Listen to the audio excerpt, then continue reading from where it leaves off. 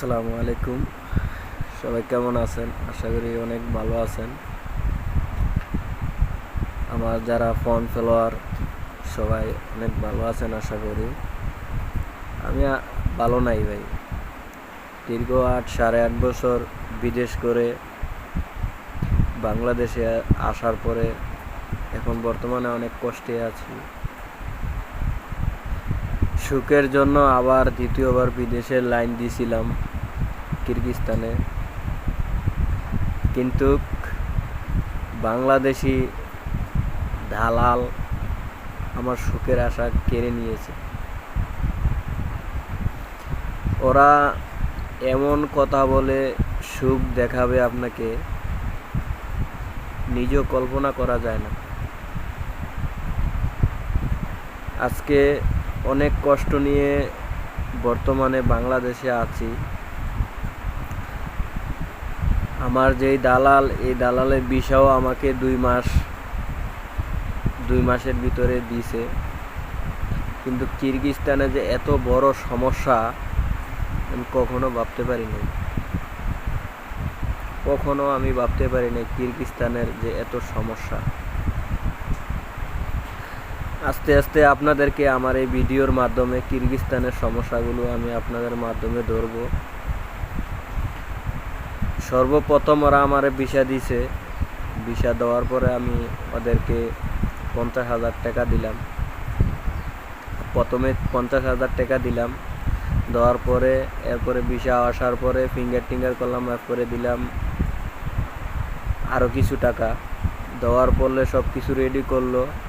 এরপরে মনে করেন ফিঙ্গার দেওয়ার জন্য finger ID card, MRI card এগুলো দিচ্ছে না। টাকা দেওয়ার পরে একটা মানুষ কত যে টেনশনে থাকে এটা তো আপনারা বুঝেন। যারা অবশ্যই ইনকাম করেন, যাদের টাকা পয়সা নাই, তারাও জানেন যে একটা মানুষ বিদেশের জন্য টাকা দেওয়ার পরে যদি টাকা না থাকে, টাকা দেওয়ার পরে যে এই সমস্যাগুলো ভোগ করে তার কত কষ্ট থাকে। আমিও এরকম কষ্টের ভিতরে পড়ে গেলাম। যাক,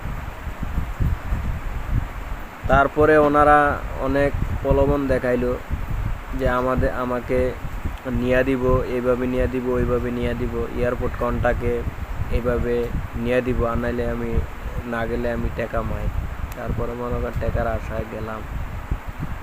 ওরা আসলে নিতে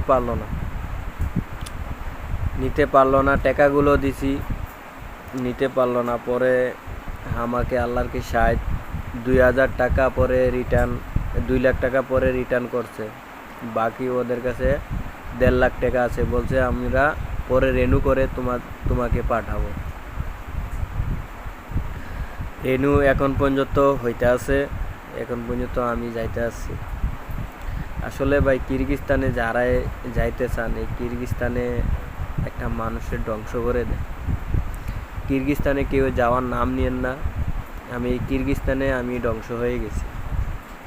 আজকে এই ভিডিওটা এতটুকু রাখলাম। আপনারা অবশ্যই যারা কিরগিজস্তানের জন্য ভিসা অ্যাপ্লাই করেন বা কিরগিজস্তান যাওয়ার জন্য অনেক চেষ্টা করেন, আমি মনে করি আপনারা কিরগিজস্তানের নামই নিয়েন না। বহুত বাঙালি কষ্টে আছে ওই জায়গায়। আরেকটা ভিডিওতে আমি আমার বন্ধুর কিছু ঘটনা তুলে ধরবো। আমার বন্ধু ওই জায়গায় গেছে। আজকের ভিডিওটা এতটুকু রাখলাম। পরবর্তী ভিডিওয়ে আপনাদের সাথে দেখা হবে। আশা করি সবাই ভালো থাকবেন। আল্লাহ হাফেজ।